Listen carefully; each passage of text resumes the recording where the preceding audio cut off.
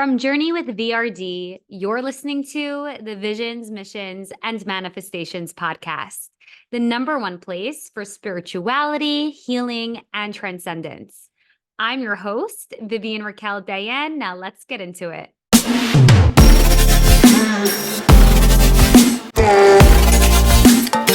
Hello, everybody, and welcome to the Visions, Missions, and Manifestations podcast, or I should say, welcome back. If you are watching this, you can most likely tell that I have just woken up. It's Tuesday morning, June 16th, June 17th. What am I saying? It is June 17th. And my day got a late start because we had the Journey with VRD live last night, where we had a beautiful dinner for those who showed up. It was a really beautiful dinner. It was like a podcast, a Journey with VRD podcast, but live. So I gave a magnificent Journey with VRD talk, and then people were able to ask questions over yummy, delicious food, yummy, delicious, and nutritious food, and it was epic. So one of the things that came up last night was abundance, right? Like, Vivian, I keep saying I'm abundant as fuck. And then I left my train tickets at home and I had to rebuy them. Or whenever I say that I am my new manifestation, like I'm calling in my significant other, my dream partner, and all of a sudden my ex is texting me back. What is that about? Oh my gosh, this is juicy. It was a beautiful lesson that came up last night. And I'm so happy that people got to experience this download live. They got to see me really answer the question live, not really have to think about it, but like be this vessel to let this information come through. And that was just incredible because I'm really working on aligning myself to bigger and more potent downloads. So, what does it mean when you say, I am wealthy as fuck, and then all of a sudden you get a bill or you forget your train tickets and you have to rebuy them? What does it mean? Well, the universe is mirroring back to you. You are abundant as fuck. And an abundant as fuck person can easily pay for new train tickets. And let's say it's something bigger where a bill came through that you weren't expecting. Well, how are you going to respond to the bill? With what energy? Are you going to say, ugh, I have to pay this? Or are you going to say, I get to pay this because I'm abundant as fuck and the money always shows up for me? And I'm a money magnet, right? It's all about shifting your belief system. When you're saying, I am ready for my soulmate to come through, of course your ex is going to text you because the universe is seeing, okay, are you really ready or are you going to go back and respond to him or her, right? So we get these quote unquote tests, which are really simply just mirrors. It's the universe allowing you to express this new identity. When you call in what you now want or what you're now ready for, what your soul is desiring, the universe is going to be like, great, giving you an awesome experience, situation to really feel into this new identity. So if you've been somebody who's been in lack and scarcity and you're ready for abundance, the universe is going to give you opportunities to practice that abundance mindset.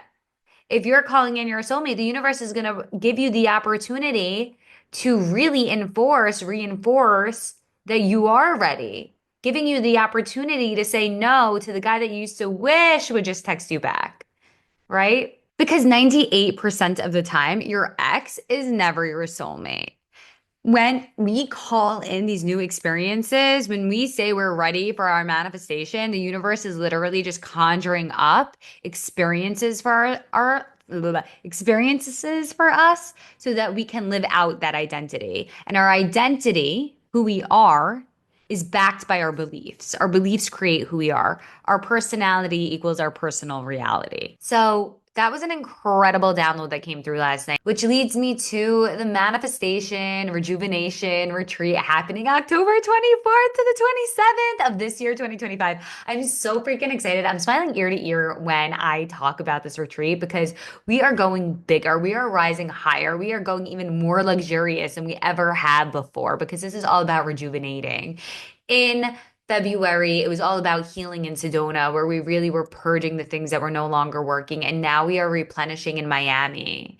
We are getting private Reiki sessions, waking up to sound healing on the water, smoothies waiting for you by your private chef when you return from the sound healing and the yoga. It's really just, it's such a, I don't even know how to call it. It's magical. It's like you're going to wake up feeling like a princess being catered to because that's what you deserve. So, why is this so important in the manifestation process? Because we're often calling in these things that are unfamiliar to us, or maybe we don't give ourselves the things that we'd give to our children or our lovers, right? We're always putting other people first. And on this retreat, you come first. By spoiling yourself, not only are you programming into your mind that you're worthy and deserving of these really big things that you're calling in, even more so, you're preparing your nervous system by taking the unfamiliar and making it familiar so that when your big manifestation does come through, it's not slipped away through imposter syndrome. You're going to be manifesting new levels of inner peace, of calm, of ease, of flow, and everything else that you're calling in is going to become a magnet to you because you're in this place of alignment. We just booked the retreat house in North Miami. It is incredible. Okay. Pool, water view, the most luxurious kitchen, bathroom. Like, I am so bathrooms. Okay. I promise there's more than just one bathroom, but it is just so big and extra and everything you need to feel serene, everything you need in order to replenish. We also we officially confirmed that we are going to be having the most incredible sound healer, Andrea, on the retreat. I am pleased to tell you that I have been given the honor to experience her magic back in May of this year. Let me just tell you guys, her sound healing is out of this world. It is incredible. Like, let me give you just a little taste of what this woman does.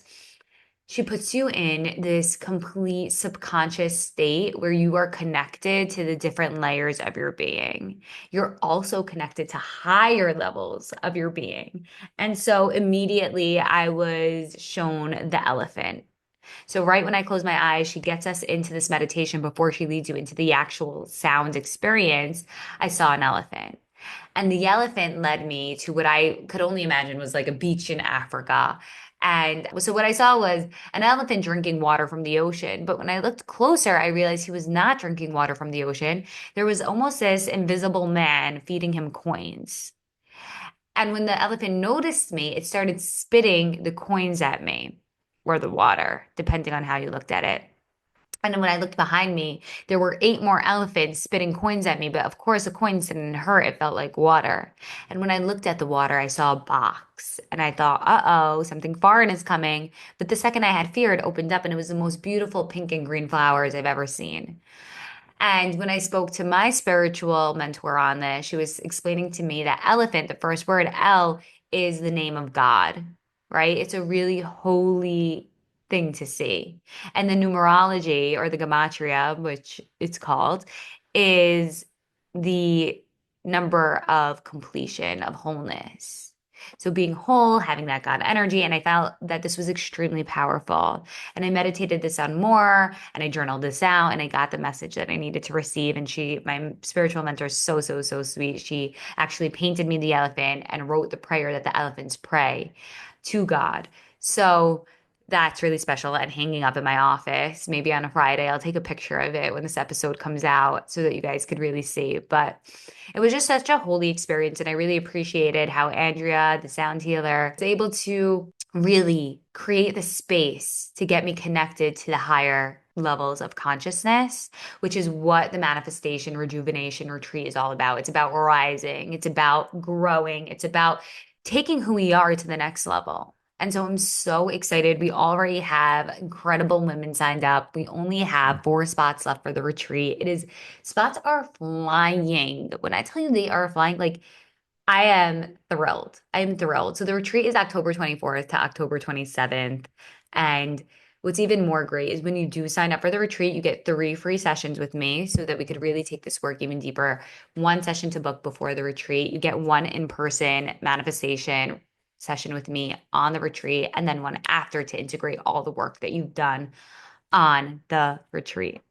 So definitely, I'll put the link to sign to apply to the retreat in the show notes or on Instagram. Message me the word retreat, and I'll meet you in your inbox with deets so that we can make sure this is a good fit for you. Because, like I said, it's not just for anybody; it's for the person who's really ready to rejuvenate, to replenish their cup, and to rise.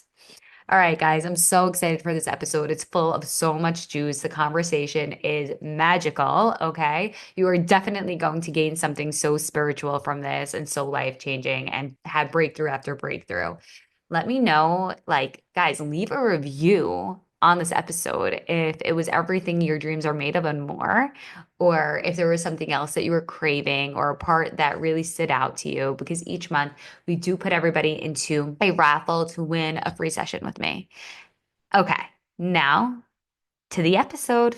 On today's episode of the Visions, Missions, and Manifestations podcast, we have Carly Ann here, all the way from London, who is a therapist and attachment coach who helps people move from anxious to secure by breaking free from overthinking, self-doubt, and unhealthy relationship patterns. Her mission is to guide the individual out of feeling crazy in love and back into connection with the confident, secure version of themselves they were always meant to be. Carly Ann also has her own podcast, and she's going to talk all about that, share all the deeds. She's a speaker or group facilitator, and she's known for creating a safe, empowering and space where real lasting change unfolds. Welcome, Carly Ann, to the podcast. First of all, I just want to say that you have the most bright, happy energy that I've had in a long time on the show. Just the way you're glowing, it's probably just a reflection of everything that's going on inside. Because I always say our outer world is a reflection of what's going on inside. And so I'm really excited to dive deep and for the audience to hear your story. Thank you. That genuinely, it means so much when people say that. I remember when, sorry, I'm going off already, but I remember when I just had my baby. She's 10 and a half months now. And I was walking down the street, and actually the woman who said this, she works in we've got like a little crystal shop just by our apartment. And she said to me, "Oh, you might not feel like it, but this really suits you. You're really glowing." And there's something like, it's the biggest compliment someone can say, isn't it? Yeah, I mean, like it's radiant, you know? I always say that, like, I'll have clients who are like, if everything's a reflection on the outside of what's going on the inside, then why do I enter into a store? Like, let's say I want to go buy something and the cashier is frustrated and the people online are angry. Is that a reflection of what's going on inside of me? And I say, it could also be a test. You get to be the crystal in the room. You see this, and how are you going to react? Because the manifestation process is a reflection of your reaction to your feelings, not necessarily how you're feeling.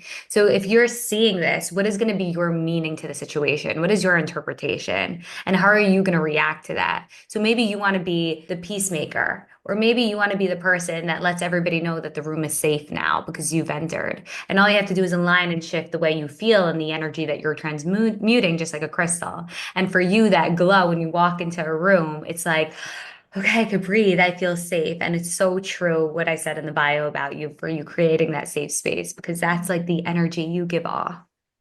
Amazing. That's one of the things I really want to give off and create, is that safe space. So that's really lovely. So let's get into your story. So I know that you're an anxious attachment coach. Talk to us about a little bit of what you do. So I kind of, at the moment, I'm definitely wearing a few different hats. So therapist by day. So I'm working with people with a whole variety of like different anxiety disorders, depression. So I'm kind of doing that part time. The other part of the time / all of the time outside of being a mum, as I mentioned, is a lot around the attachment coaching.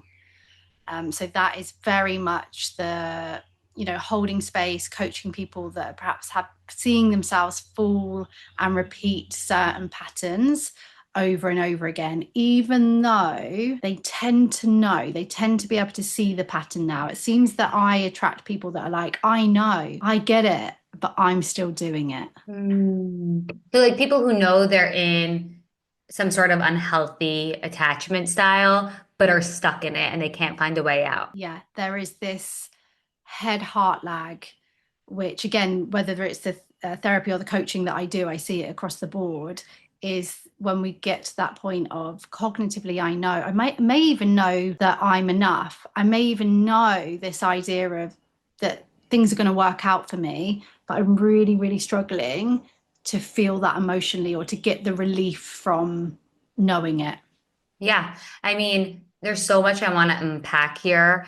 Um, but I do really want to ask the burning question, which is why do you feel that even though somebody may know that they're in a unhealthy attachment style, why do they stay? Why is it so hard to get out? To stay in The the unhealthy attachment relate. style, oh, the Yeah. relationship. Typically, the main kind of theory that comes to my mind is that idea of we stay with what's familiar, we Mhm. stay with what we've known, particularly if it's an insecure attachment. Usually, in some way, this relationship reflects what you've known. So, if it's an unhealthy relationship, in some way, it's the version of love, it's the version of connection that you have known. You might have once in your life thought that this was normal. And in my case, for example, thought this is love. Not even thought this is love. You didn't question it. It was love because it was your example of love and relationships. So that's certainly one of the biggest theories. I think sometimes it can be that stage of just change is scary. Mhm. It's scary to take that leap. We tend not to like uncertainty. And if I'm going to leave this relationship, what is that going to look like? Where am I going to live? Who am I going to live with? Am I going to find love again? Am I going to be on my own forever? That's then another thing that's scary. So the list can go on in terms of what's scary about it. Mhm. I love that you touched on this because it's like the whole reason why people who don't come from an abundant background will win the lottery and then they go back to that less abundant lifestyle right away because the money is scary. It's unfamiliar. Having it, you're like, wait a second, I'm not used to this. The unfamiliar is uncomfortable. So they go back to what they were trying to leave in the first place, Mhm. all just because it's more comfortable and familiar. Something that you said that really like highlighted in my brain was the love that you're attracting is a love that's reflected of what you know. It's a reflection of what you know. And I want to get a little bit more into that because I have a lot of clients who aren't at the point when they first see me that they don't know that it's toxic. Mm. And, they'll say, what do you mean? This love is great. It's what my parents have. And just because two people stay together doesn't mean they're in the healthiest relationship. Mhm. So what do you think it is that is the trigger crystal, is the thing that wakes somebody up from like, wait a second, maybe my relationship isn't healthy to get to the point to come to you and say, help me get out of this.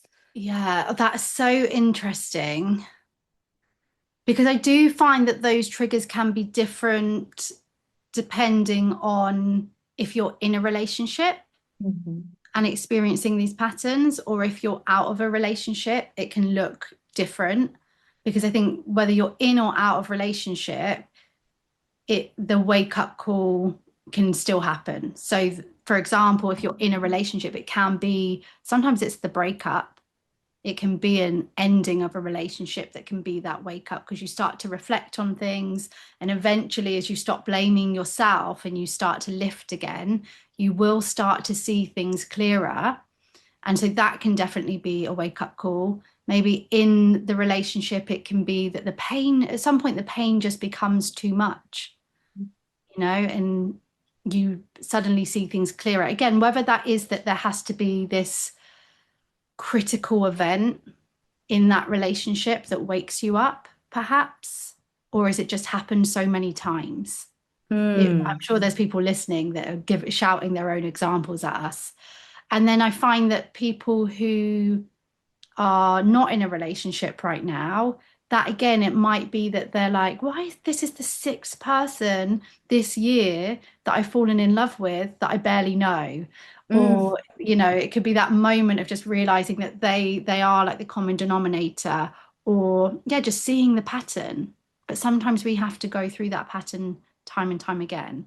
I will say this, there are examples of people who don't have to hit the rock bottom, but sadly, most of the time when people come to work with me, there's some kind of rock bottom happening. I wish it didn't have to be Mhm. that way. I'm all for doing the work when you're not in a rock bottom. Yeah.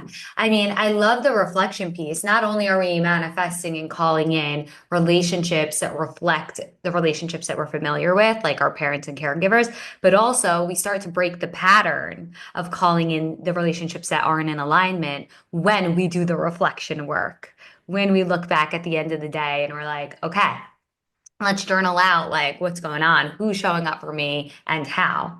Another piece that I really like that you spoke about was rock bottom. Because Mm. I remember when I hired my first relationship coach, she was a manifestation relationship coach. Right before that, the trigger crystal for me that got me there was I was like looking at my life. And I was like, life is supposed to be better than this. This can't be it. All the guys that I'm dating are really shitty. Not only can't they commit to me, they can't commit to themselves. And it was the pattern of just seeing, like, it wasn't just the guys that I was attracting, it was the men in my life, period. Every single man I was looking at, I was like, this is not the way the relationship should be. And even some women in my life, I was like, this is not the way a relationship should be. And it wasn't until that moment where I just was like, is this all that life has to offer? Is this what I'm supposed to go through? That I hired my relationship coach. And the first question she asked me was, well, how was your childhood? And I was like, it was great. I loved it. I had the best childhood. And then she started to ask me more questions. I was like, wait a second. Did I not have the best childhood?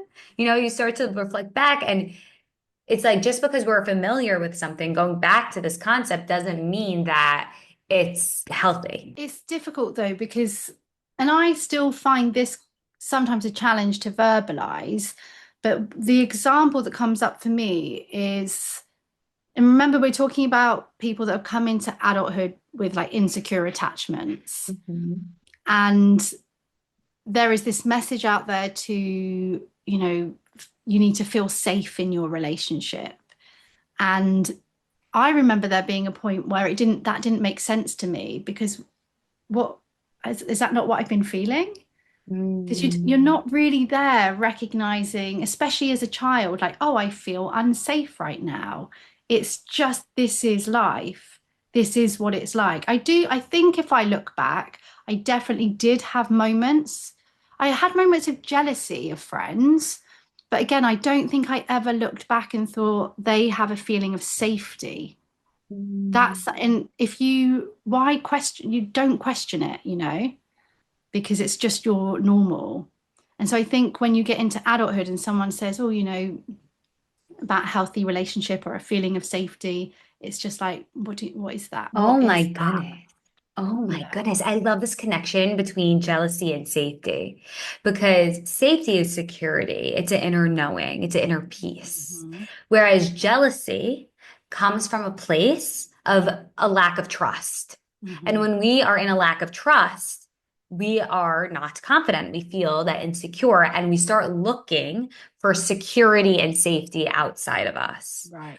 And we start going and looking for that validation, whether it be a teacher telling you good job or a really handsome guy putting a heart and a fire sign emoji on your Instagram post, just looking for that outside validation. And what that ends up doing is it really squashes your confidence because on a subconscious level, it tells you that your opinions, your choices, your values aren't important, Mhm. right? You have to look for outside validation. You have to get your sense of worthiness and deservingness outside of you. So Absolutely. I love, love, love that connection when in fact, it's funny you're bringing up jealousy because I just had a client last night ask about it. So I posted about it on my TikTok this morning. But in reality, when a friend of ours or somebody in our inner circle gets the thing that we've been wanting, hoping, praying for, it's the universe showing you that that thing is orbiting around you. It's in your energetic field and it wants to come through. However, your sense of worthiness and deservingness isn't up to par. It's not vibrating at the same frequency as the thing that you're calling in. So when the friend gets it, or the person in your inner circle gets it, the universe is showing you now you have somebody else in your inner circle who has it.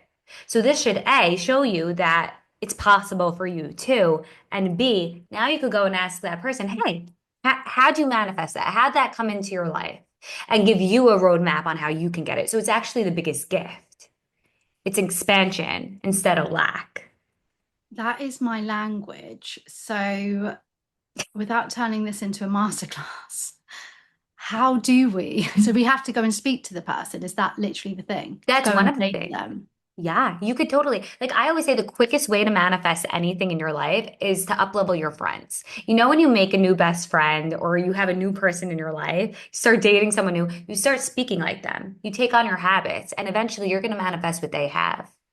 So if you have a friend who just got the thing that you've been wanting, first of all, props to you. This is somebody in your inner circle. You could invite them for lunch without it being awkward or weird.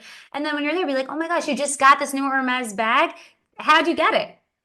Right? What do you Do do? you know? I have realized this about myself, and the kind of envy or jealousy that I feel more recently, I don't know if I mentioned that I've had a baby, but it's really kicked in since having her. So it's like, Mm. it's, you know how things come back, think like unhealed wounds or whatever. It's definitely come back, but I've been very aware of it.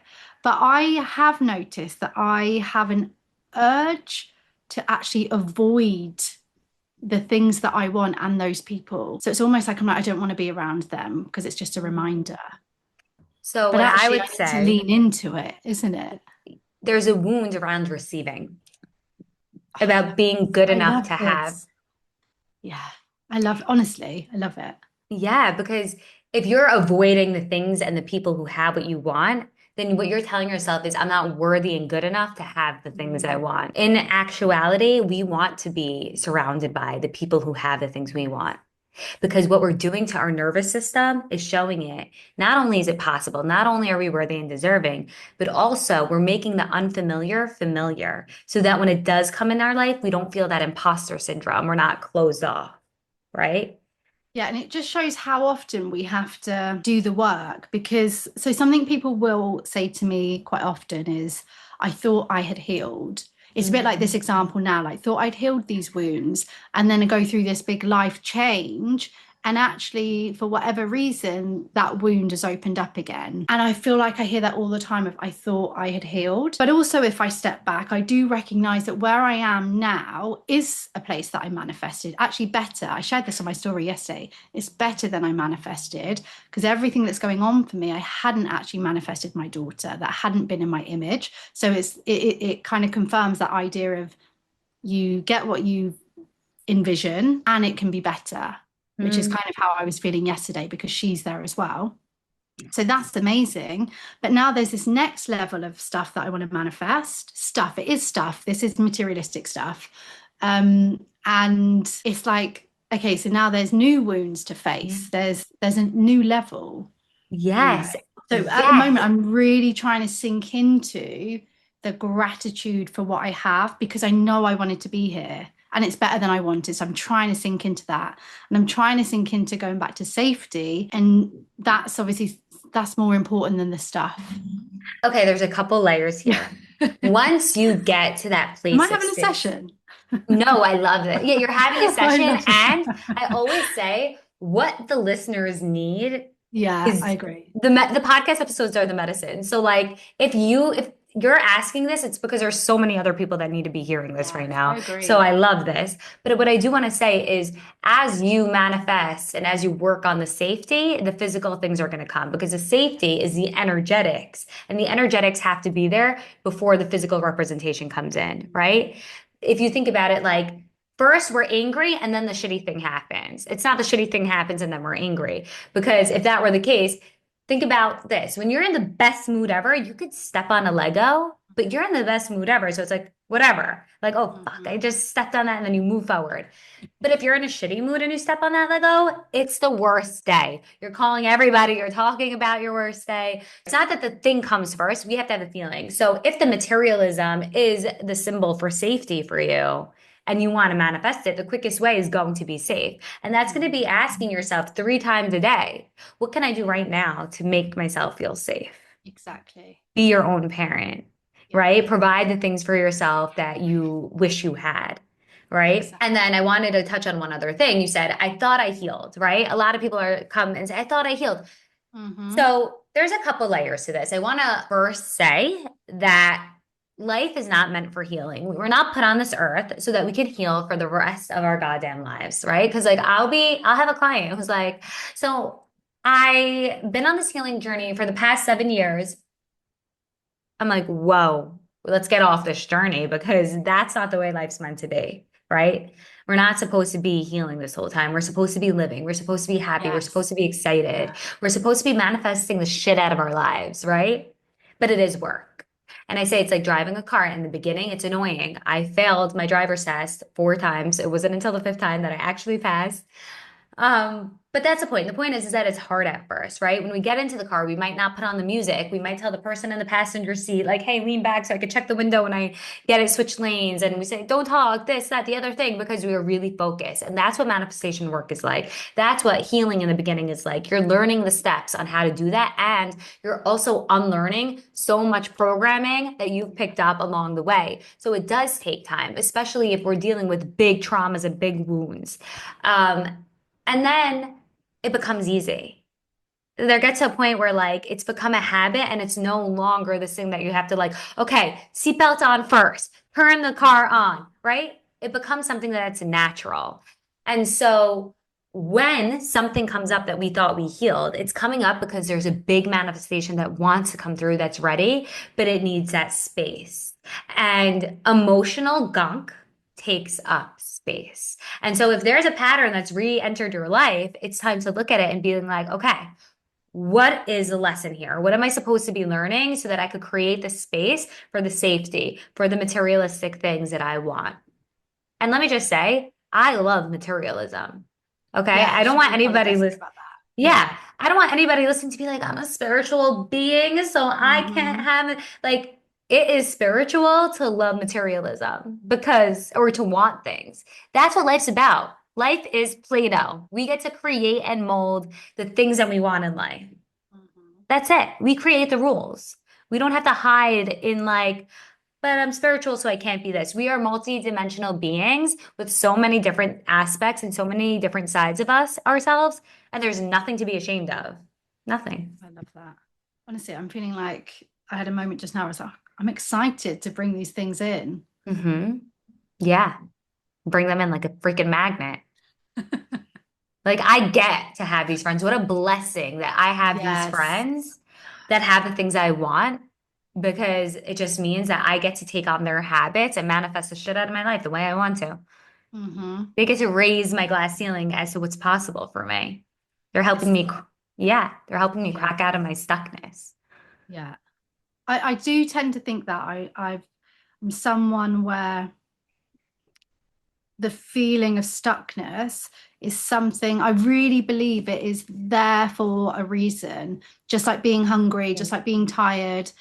And for me, it's usually that sign of maybe I need to expand the vision again because I've got here. And I think that's something that happens to me, or maybe to all of us. And I forget. So once because I'm so big on manifesting, so big on visualization, visualizing. And when I get to the place that I want to be, I almost forget that I've then got to expand again. And so then you just go back to this stuckness, I guess, Mm. unless you Yeah. remember to enjoy it, enjoy where you are, and like I say, that's where I am right now, is just trying to enjoy this chapter as well, I guess, whilst whatever's happening is happening out there for me. For sure. I like to say, fuck yes. Like, I'm so grateful for it. I love it. I'm here. I'm happy. And I'm ready for more. So, And like, and yes. I'm ready for more. So it's like, yes, I accomplished this. Like, I've been having a lot of fuck yes and more moments recently where it's just like one thing after the other. Everything's just been working out for me. And I'm like, fuck yes, fuck yes, fuck it. Wait, but and more. Like, I'm ready for And more more, right? I'm going to write it down. And more. and more and more. Let's go. Let's I get love it. it. It's And the the other, and. yeah, it's a and more because and is expansion, right? Yeah, But is lack and scarcity and closing off. If we exactly. say, but I want more, we're like not in trust. We're like, wait, but this isn't good enough. I'm not good enough. Why? Hmm. When we say and, we're like opening up. and Yeah. I'm ready to receive more. The other thing that you said that I want to touch on is like you said that the problems are here for a reason. Like lessons are here for a reason. The things that we're going through for a reason. And what I like to say, and this is like a Kabbalistic teaching, is that the solution is always created before the problem. Our problems in our life only appear when we're not getting to the solution and to where we're meant to be. So the problems are only to bring us back into alignment. So, for example, when I was 12 years old, I was diagnosed with Crohn's disease. And at the time, I could have put myself in victim mode. I could have been like, oh, now I'm going to be the victim of Crohn's for the rest of my life, which is an inflammatory disease in the colon and whatever. We don't need to get into the details. But as a 12-year-old, I don't know why, but I really decided that it was not going to be my story. I was like, this is not it for me. Um, and that could just be from my like inner child programming. Like I always was a person who set the tone for myself. So when I was diagnosed, long story short, I ended up manifesting a manifestation coach. And she taught me everything I knew, and I became obsessed. At that Looking age. at, yeah, I've been doing this for a really long time.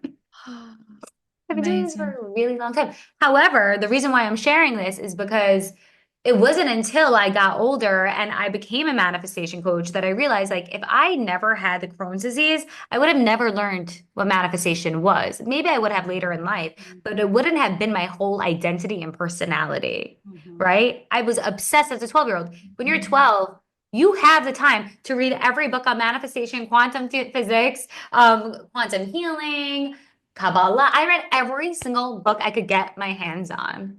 I would wake up at 4 a.m. before school to read my books. Like I was the biggest nerd. Before this, like I was into fantasy, sci-fi. Like I always say, biggest nerd you've ever met in your entire life. However, the problem, the Crohn's, had to come through to put me on this path. And I always say the quicker you find the hindsight in any situation, the happier you are and the faster you're happier. Mhm. And so we have to remember that when we have a problem, if we just take a step back and become the observer for a second and we say, okay, what is this trying to teach me? Where is this trying to guide me? What's the lesson in this? And like you spoke a lot about reflection, which I love, because when we reflect on the situation from a place of neutrality, we have to try to get out of that emotional space when we're looking at this, because we can get heated. So when we get to a place of neutrality, looking at this from the observer point of view, we can Mhm. learn the lesson. And the best part about learning the lesson is a moment we actually learn the lesson is a moment the problem goes away. Because remember, it's only there to bring us to the solution, which was there before the problem even existed. Absolutely. It's reminding me, I remember my nan when she was alive. I think she was 80. And I asked her like a set of questions. And I can't remember what this question was, but her answer was that she realized that everything that she looked back on, at some point, there was always a reason for something. I remember her Mhm. saying, but there were times throughout those 80 years where it might have taken a year, 3 years, sometimes 10 years that she didn't know why. And she said, I would say, like, why? Why has that happened? And then at some point, even if it was 10 years later, she had a moment where she was like, ah, now I get it. Mhm. And for Yes. me, I was like, okay, well, she's 80. She knows. She knows. Like she's, in a position to be able to genuinely share that. So that always really sticks with me that at some point, even if we can't see it right now, 10, 20 years from now, we might have a point on our deathbed where we go, ah, I get it. Right. The whole reflection aspect, right? And the best part is that we don't have to wait till we're 80. Like we get to be that observer now and we get to decree and declare what anything means for us. Mm. Because everything at the end of the day is a symbol that triggers something else in our mind, right? The materialism is a symbol that represents abundance for us, that safety feeling like I have, right? I'm taken care of. Everything at the end of the day is just a symbol. So when we have a problem come up, we could say, I wonder, because wonder puts us in the quantum field. It puts us in the fifth dimension. We're opening up to the limited amount of possibilities, right? I wonder what's really going on here. And when we get into that space of wonder, we get to be creative with what it means. We get to decide. We get to look at the lesson here. Sometimes it could just be, okay, this is preparing me for what's coming, for this amazing manifestation that's coming through. This is a lesson I needed to build my muscles, to learn my strength, to see that something amazing is coming and it's going to be a big thing that I need to hold. And this is building my muscles for that, my emotional muscles, whatever it is. And then we get excited because then we start leaning into the whole idea where everything in life is always happening for our benefit. It's always happening for us, never to us. This is not happening to you, it's happening for you, right? I And then love when that. we That's get, got me through many things. yeah, yeah. So, what would you say an anxious attachment looks like for those that are listening and they're like, okay, I'm curious, do I have anxious attachments? Of course, we're talking about how you connect with others, how you bond with others. And for anxious attachment, you're particularly going to be feeling a lot of anxiety. There, Mm-hmm. as with most things, there's going to be fear. But the difference is because, relationships, they do come with uncertainty. They do come with the level of being out of control and fear because there is another person involved. So a lot of your strategies that you have to manage your worry or to manage uncertainty, they don't work in Mm-hmm. relationships because there's another person involved. Mm-hmm. And anxious attachment will see that because the panic gets really intense. So we're particularly talking about times when you're uncertain about how someone feels about you, or you're not with the person, there's some form of separation, there's some kind of change happening. If there's some kind of uncertainty, the anxiety really, really peaks to the point of like distress. Mm-hmm. And there will be a fear that they're going to leave. There's a Mm-hmm. fear that I'm not good enough. There's a fear and images as well. It's not just a fear, like thoughts and images of this person leaving you, cheating on you, meeting someone else, something bad happening to them. In Mm-hmm. some way, you're inferior to them. And the behavioral part amongst all of that anxiety and all of these fears and worries is a tendency to really try and move closer to that person, Mm-hmm. to think about them not non-stop, to check on them, to try and get them back, to stop them leaving, to make them love you more, to work for their love. Mm-hmm. It's the anxiety for anxious attachment leads them to really try and seek closeness, Mm-hmm. and it's painful. Yeah. What's a piece of wisdom you'd give to somebody who has anxious attachment and is really fearful of the uncertainty? What's a tool that you'd give them to kind of work on this and build their trust muscle with the unknown? Firstly, I feel like there has to be the education around it. Mm-hmm. Like sometimes we actually just lack the education that underneath all of the worry, underneath the situation that's taking over your mind or the person, there are underlying fears. So sometimes just that, it can be really powerful to have a discussion with someone really early on in the treatment process around uncertainty and what that does to a person. Thinking about the continuum of having no concern around uncertainty, not being bothered by it at all, to 100% being floored by it, like on the floor, fully distressed, and recognizing where the average person is on that. Mm-hmm. Usually there is some dislike of uncertainty, and then recognizing for the anxious person or the person that's worried that theirs is really excessive. They're allergic to uncertainty. Essentially, that's the way you can look at it. There is a allergic to reaction to uncertainty, especially in relationships. I love this. Mm-hmm. Wow. Wow, Carly Ann, allergic to uncertainty. I Mm. love that perspective. I've never heard of that before. Yeah. And I see that. And so, for somebody who's allergic to uncertainty, how would they become immune to this allergy? How would they build up their immune system? In ways that might put people off getting help. Mm-hmm. So, like I say, the education is not to be ignored. Understanding your cycle is so key, to recognize that behind all of the worry, behind all of the seeking closeness, there is this uncertainty that tends to be what drives it. Yeah. Mm-hmm. And then we want to, I guess you're always going to look at how it's really showing up for you, but typically there are different areas that I'll see. So number one, let's look at the behaviors, the need to go closer, the need to check, the need to seek reassurance, the need to always be a certain way. Like they have these rules that they must meet.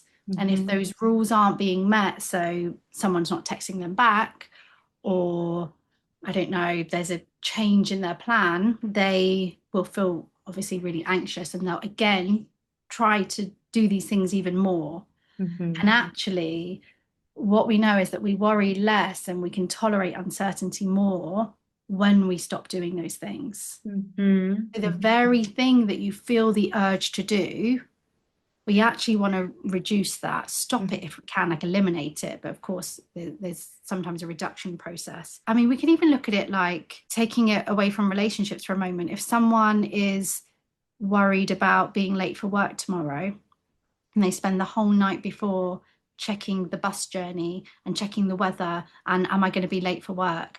Actually, we want to not do the checking. The thing that you feel the urge to do, we've got it, that's stopping you from tolerating the discomfort. You're not dealing with anxiety. You've got to be able to tolerate the anxiety. And when you take away these behaviors, believe it or not, it reduces. I know it sounds like how, but it reduces the anxiety. No, no, no. I 1000% resonate with everything that you're saying. I went through a 4-year period where I was diagnosed with a general anxiety disorder. It was really, really, really bad. And something that I would do is I used to take the ferry to work, and I would say, "Is my ticket in my bag?" I would check. I would say yes. I'd be like, "But is it there?" And I'd check again, and I'd be like, "But did I see that or did I make that up?" And I would and then finally I said, "Vivian, I'm no longer going to check. I saw it once and I'm going to trust myself that it was there and I will get there." Or I would look at the clock, and the entire time I'd be like, "Am I going to make it?" And I'd have like 2 hours to spare, but I was just so obsessed and addicted to the anxiety and to that feeling of like, I need to make sure, I need to make sure that everything's good. So I get what you're saying, and I love that. And I'm so happy I'm no longer in that place because it did not feel good at all. So we spoke a lot about the anxious attachment. Do you want to talk a little bit about the avoidant attachment style? Yeah, so the avoidant, I have as much compassion for the avoidant. And I once did a TikTok. It's my only TikTok that's ever blown up. And it was me saying something about, yeah, the avoidant attachments. I don't know. I said something compassionate about them.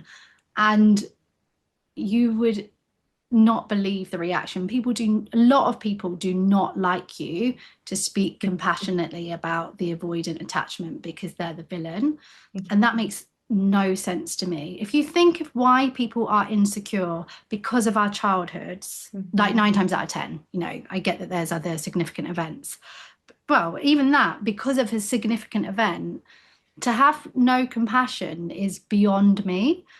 So I just have to say that first. I'm sorry if you're going through it and right now you are anxious and annoyed and avoidant, because I think that's the times people really struggle. But the avoidant attachment, they have learned that love hurts. So the anxious attachment, love's unpredictable. The avoidant attachment, love hurts. It equals being hurt, it equals being ignored, it equals not getting your needs met at all. And so they have learned to move away from that, move away from connection, because in some way it equals hurt. So they will keep connection at arm's length. And they do that through maybe not opening up as much, not letting people in, not sharing their feelings. It comes across like they don't care, but my understanding from a lot of the studies done is that inside there is stress. They are feeling stress, but that's not how they've learned. They've learned not to show their stress. They've learned not to show their feelings because it didn't help them. It either ended in them being ignored even more, or they realize that actually I only get attention when I don't talk about my feelings. If I do want attention, it's, if I achieve something or I do something well, or they've learned that literally, like, I will there's pain and suffering involved with me wanting attention. Mm, What else would you do? You would be like, okay, well, I won't get close to people then, because we don't want to right. get hurt. Yeah. We want to Also, feel like we're good enough. 100%. And I see that also being in the anxious attachment. It's like, am I good enough for you? Like, let me try to perform hard. I think of Taylor Swift's song Mirror Ball when I think of anxious attachment, where she's just like, I'm still like, I'm just trying to get your attention. I'm still showing up. I'm dancing on my highest heels for you. Like I'm trying to like, can you see me? Look at me. Hi, I'm here. And then the avoidant too is like the person who maybe it was always a character, like they never even had the space to take up space. And so they're not like they don't know what to do with it. It's not personal to the partner. It's like they just don't even know what to do. It's not personal. And I think where it gets tricky, and maybe this is where that villain with the avoidant comes from, and you know, they get I mean, we're all across the board with all, Hmm. we've all got a bit of anxious, we've all got a bit of avoidant and secure. But the avoidant attachment, they may get this label of being the villain, but you know, the anxious attachment, they get that label of just being crazy and Yep. jealous and too much. So there is that as well.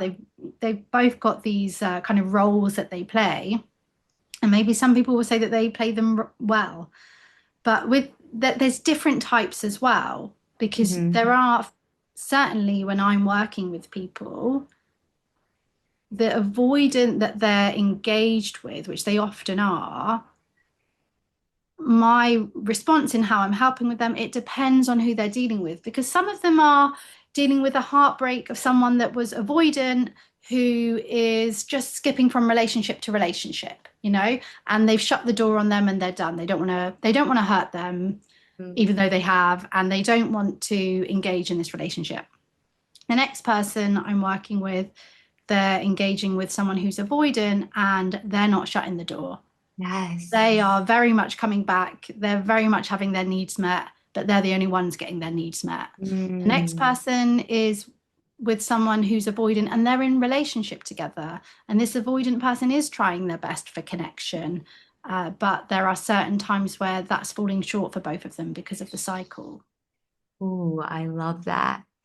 It's very important to know that too. Like in one relationship, you could be avoidant and in the other, you're anxious. Absolutely. Oh my goodness. Yeah, I think, what is it that I've heard? I don't even know where I heard it, but probably one of the many attachment experts out there. So your relationships depend on your attachment style, but also your attachment style depends on your relationships. That's gold. That is gold. Yeah, Because, isn't it? yeah, I had to heal. I was always anxious avoidant Mm-hmm. because I saw like if I was dating somebody who was avoidant, I was anxious. And if he was anxious, I was avoidant.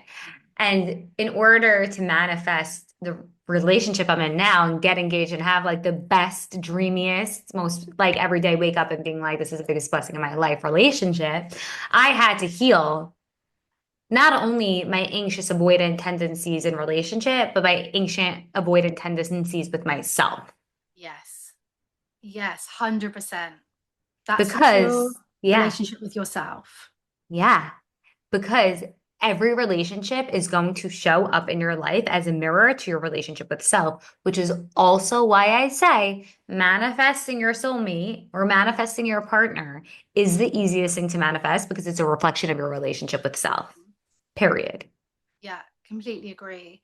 And because you have to look at it, if I'm engaging in any kind of unhealthy relationship or one that's making me anxious or one that I'm complaining about, that has to, even if I've engaged in the relationship and realized, okay, actually, I was love bombed. I could not see that. That person worked some magic. Even when I get to that point of awareness, do I love myself enough to walk away? And this is the interesting thing about people who lean more towards secure is it's not, we go back to that kind of knowing what safety is and not knowing what it is. They often don't have to think like, oh, they're doing this, that's a red flag, I shouldn't do that. They just, it's just not good for them. It's weird behavior, it's odd behavior. it's manipulative. They see through it immediately. And I see that now. So sometimes I can look back on people with hindsight, but also once I'd really got to a place where I wasn't attracted to that type anymore, I genuinely could see it as odd behavior. It's odd that you're messaging me on a Mm-hmm. Friday night at 9 p.m. saying, Mm-hmm. oh, you just want to come round. I find that odd. Whereas in the Mm-hmm. past, I would have been like, oh, he really likes me. Yeah. So, but whereas obviously listen, if the person you're in a relationship with or you're dating wants to come around on Friday, there are moments, but you know what I Right. mean in terms Right. of that The pattern that I initial dating, the that initial first yeah date. Yeah. pattern that I was in was the kind of person that wants to come around on a Friday night, and I would be like, oh yeah, they must really like me, and then they don't speak to me for the rest of the week, Right. Mm-hmm. you know. Because But a whereas a person, secure yeah. person is just like, ugh, because they know safety, they have seen and witnessed secure, healthy, self-loving and loving treatment. A lot of the time it's been their norm, so Mm-hmm. it's not like they have this thought of, oh no, is that right? They're just like, oh, no thanks. Mm-hmm. It's also why, like, if a guy really likes you, he's not going to want to just, in the initial first couple days, be like, hey, can I come over? Do you want to come to me? Because it's dysregulating your nervous system. You weren't expecting it. Also, Mhm. if he's telling you the night before, hey, do you want to go out tonight? I'm sorry, not the night before. If he's telling you the night of, hey, do you want to go out tonight? He has no respect for your time and he's in the belief that you're sitting waiting for him. So if you're Right. like, sure, and even if you don't have any plans or you clear your whole schedule and you say yes and go, he now knows, okay, you're obsessed. And even if you're Hmm. not obsessed, that's what he thinks. He thinks you are clearing your schedule for me. I can use and abuse you. And he might not be thinking that consciously, but he now knows that whenever that like you're on call, he's adding you to his roster. Hmm. So one thing that I always tell my clients when they're in my manifestation dating protocol is we do not go on dates if we do not have advance notice. If we do not go on dates for tomorrow night and we do not go on dates night of, because what that says is that I am available. And Hmm. girl, whether you're available or not, you have shit going on, right? You have your own life. He has to ask you at least a couple of days in advance so that he knows that you're of value, that your time is valuable. Otherwise, he's going to take advantage. And otherwise, he's not going to value you or your time. Yeah, I just think that there's so many like subtle normal signs of someone where it's healthy and where it's secure. And I just think, yeah, someone who, because again, it's not like people are being and acting healthy and secure. It's just who they are. But obviously, people find that anxious. People tend to find that boring or icky. Mm-hmm. It's like when you were Yes. saying earlier about that your attachment style kind of depends on people. I do think it's as you're starting to shift your attachment style, someone who's in kind of the thick of an anxious attachment, they'll often find someone else who's anxious, they will find really icky, like, oh, they're way too much. Mm-hmm. And someone who's secure, they might still think they're too much, they're anxious, that's icky. So there is like, because I'm not saying you have to go and be with someone who's anxious, if that they need to do that work if it's feeling too much for your nervous system. But even someone secure can feel like, oh, they're so into me. It's like, what? Because Mm-hmm. they asked you how you are. Mm-hmm. Mm-hmm. And I feel that a lot of anxious attachment people find healthy attachment people as boring. So boring, yeah. And it They're like, takes time to yeah. change that. But again, that comes back to that safety, isn't it? And Yeah. going to what's familiar. Exactly, exactly. So when I finally worked with my coach back in 2019, all about like love and dating and manifesting my man, what she really taught me was how to be human. Like I remember like finally manifesting the guy that I was with at the time and being like, more than learning how to manifest my soulmate, I learned how to be human. There were so many things that I had to unlearn and that I didn't even know that I had to learn in order to become the version of myself who could even be in a relationship. And so I guess for the listener, what would you say is something surprising that they will gain out of working with you? Oh, I love that because one of the things I talk about quite often, and maybe this makes it difficult for me to answer the question, is the unplanned change. So I often do find that people will come to me with a goal in mind, that it's often that they want to let go of someone. It's often that they want to stop being reactive in their relationship, or they want to be able to get into a relationship, heal the past wounds that are getting in the way. So they do have this idea, but there is usually unplanned change, because of course 9 times out of 10 we end up doing self-worth work. We end up doing work around managing the uncertainty. We wind up doing work around rediscovering yourself, what lights you up, who are you, what is it that you value. And that is always going to lead to something outside of this relationship that they are trying to fix in some way, or that they think that they want, and they end up repairing the relationship with themselves.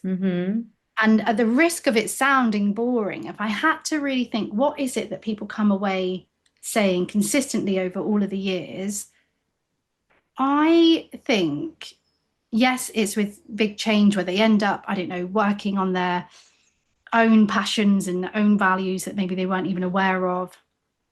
But it's that they are being more compassionate towards themselves. In fact, I would almost say like a huge amount of number is I've learned to be, or I've learned that I need to continue to be compassionate towards myself, kind towards myself. Love that. Yeah. That is so special. It's almost like they're falling in love with themselves again. Yeah. But hardly anyone comes to me saying, I want to be kind to myself. They come to me saying something about someone else. And I have to sell my services, not saying, oh, you join me and you'll get kindness towards yourself, because people are like, oh, no, thanks. Not paying for that. You're right. Which is crazy. It's crazy. Which is insane. Because again, like how we are to ourselves is what we get back from other people. We're setting the bar. And so if somebody wanted to work with you, or they wanted to know how to learn more from you, what are the best avenues for that? What are your Instagram handles, your TikTok handles, your website? What do you got going on? Give us the stack. So obviously, if you want to spend more time with me, YouTube and podcasts, so searching lessons in attachment, that's where obviously I do the longer form content. If you want a little peek kind of behind the scenes, just at me, my day-to-day life as well, and just some hot tips, that would be Instagram, which is carly.ann_. If you want to see the options of like working with me and getting an idea of that side of things, that would be my website, carlyann.co.uk. Yes, and I'll add all those links in the show notes. So if you're listening right now and you're like, wait, I didn't get that, don't worry. They'll be in the show notes on Spotify. You'll just be able to click. And if you're listening from YouTube or Apple Podcasts, you'll be able to copy and paste. Before we let Carly Ann go, I have to ask, if you were able to go for dinner with anybody dead or alive, fictional or real, who would it be and why? I already mentioned her today, but I would say my nan, I think. I know that's probably really cliche, but I have to, I did that thing where I didn't spend much time with her when she was here. So I think just one dinner would make up for that. I'm just like sitting in that. I felt like, yes, I resonate with that. Thank you so much for sharing, Carly. Hey, if you like this podcast episode, please download it, give us a nice review, and follow us on Instagram at JourneyWithVRD to get all the latest and the greatest updates. Till next week.